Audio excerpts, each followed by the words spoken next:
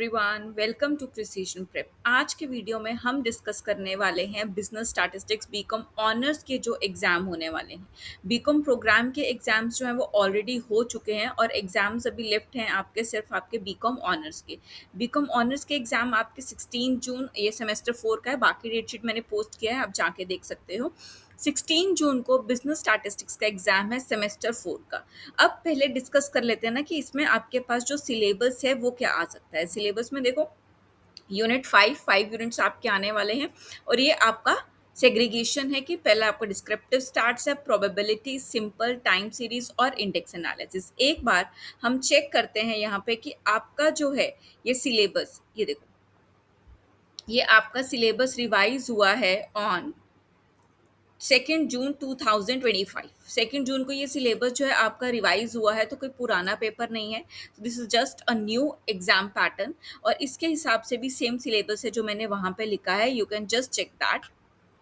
ये देखो, ये आपका बिजनेस स्टैटिस्टिक्स 4.1 और इसके अकॉर्डिंगली आपका फर्स्ट है descriptive statistic, probability and distribution, simple correlation, time series, index numbers. ठीक है, ये 5 चैप्टर्स है। अब देखते हैं कि हमें इसका जो प्रिपरेशन है वो किस तरीके से करना चाहिए, बिकॉज ये बाकी थ्योरी सब्जेक्ट्स की तरह नहीं है और आप ऑनर्स के बच्चे हो तो यहाँ पे फॉर गारंटेड है कि थोड़ा पेपर जो है आपका डिफिकल्ट होने वाला है।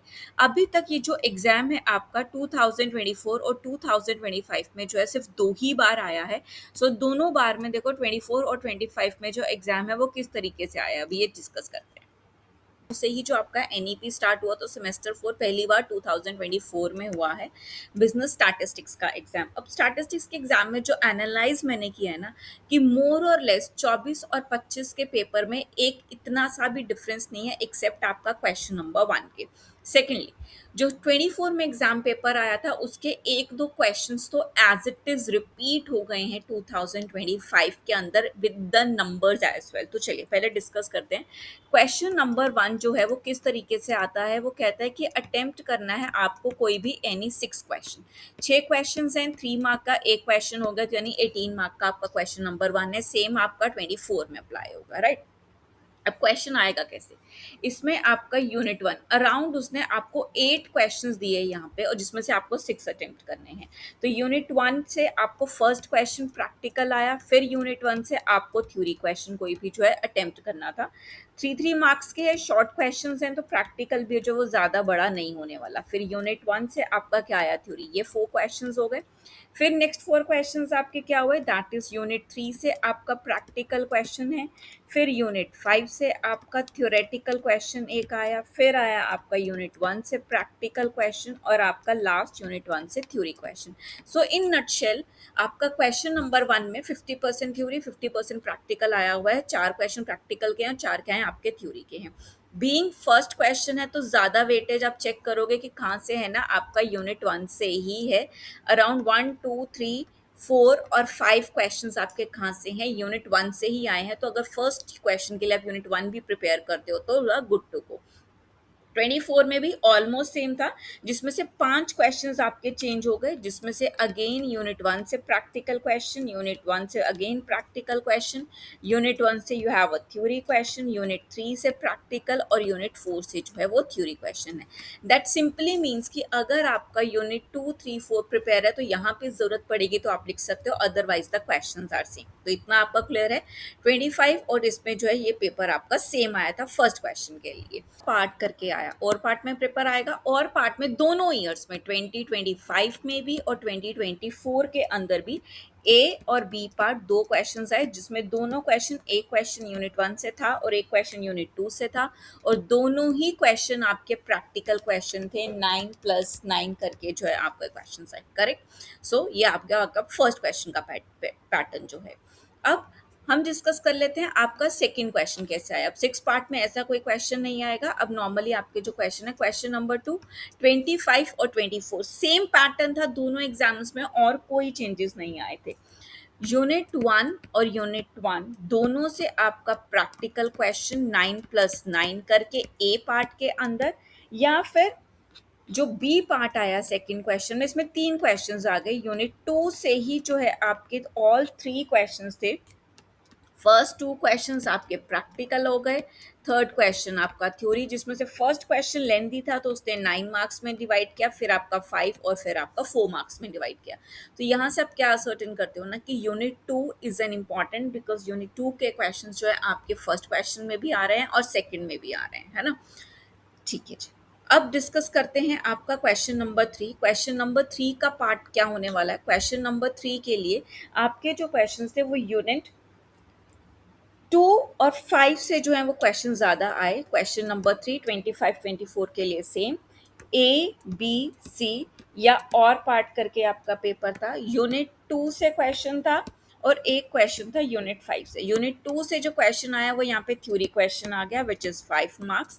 फिर आपका प्रैक्टिकल और यहाँ पे कितना आ गया ना आपका 5 और 9 मार्क्स का, तो आपके 18 मार्क्स कंप्लीट हो गए फॉर द सेम ईयर। और ये वाला जो यहाँ पे क्वेश्चन आया ना आपका, ये सेम आया है दोनों सालों में with the numbers as well, कोई डिफरेंस नहीं था। कॉस्ट ऑफ लिविंग का क्वेश्चन है आपका इंडेक्स नंबर से निकालने के लिए, या फिर और पार्ट में आपका ए और बी में आया यूनिट 2। ठीक है जी।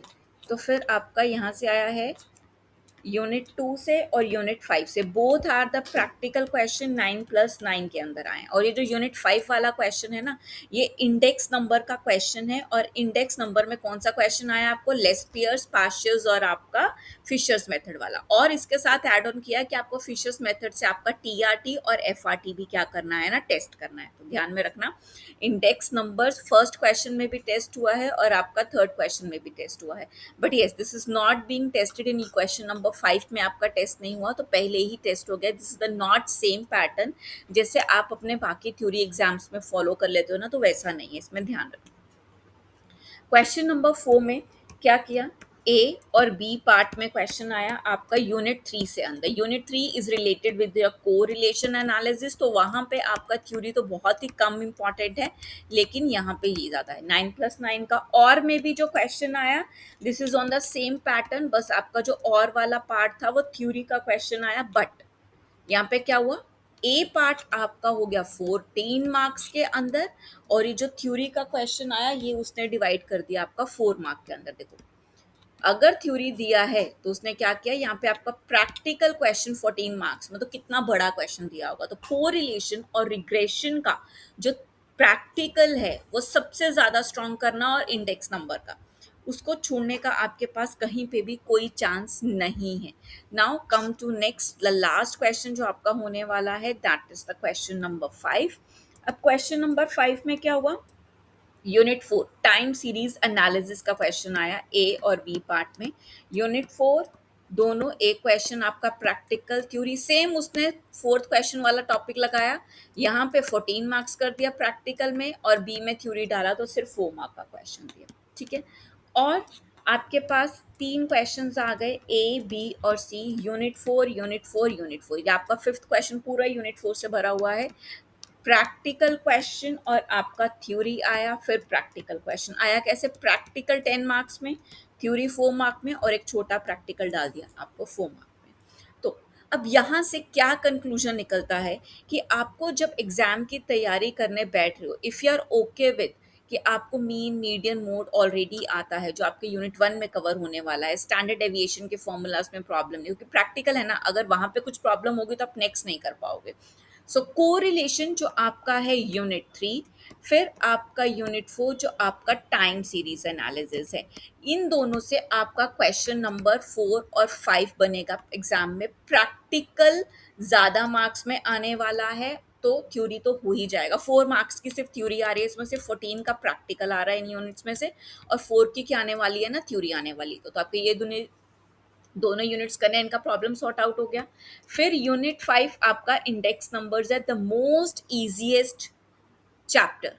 इसका थ्योरी भी लेस्पियर्स पार्शियस वाला इंपॉर्टेंट है, फैक्टर रिवर्सल और टाइम रिवर्सल टेस्ट करना है। फिर आपका क्या रह गया, unit 2 which is probability. Probability थोड़ा एंड में रखना, इंपॉर्टेंट है। यूनिट 2 और unit 1 is a mixed part, जिसमें क्वेश्चन नंबर 1 और 2 में ऊपर नीचे क्वेश्चन करके आ रहा है।